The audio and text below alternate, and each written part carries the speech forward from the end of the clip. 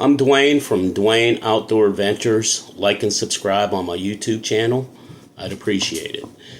A lot of things that I'm emphasizing to bow hunters out there is practice and mechanics, positioning. We're going to emphasize on your positioning.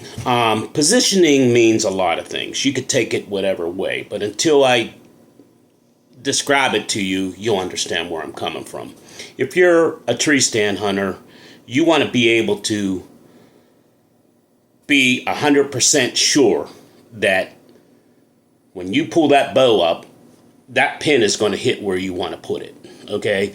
Same thing with being on the ground. So whatever position you may be in, up in a tree stand sitting down, on the ground sitting down, or standing up in a tree stand and standing up on the ground, or kneeling on the ground, or whatever situation you're put in, you need to practice an actual hunting situation.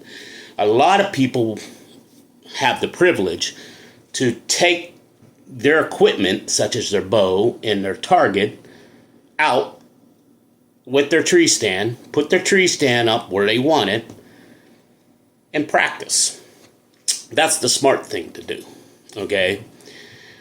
Because from what I understand, shooting from up in a tree stand versus shooting from on the ground, it's a little bit different. That pin that you're hitting straight on when you're on the ground practicing may be a little bit higher or lower from the position that you are in your tree. So you need to know that, because in the basics of archery hunting, in the kill zone areas, there's very little room for an error, okay?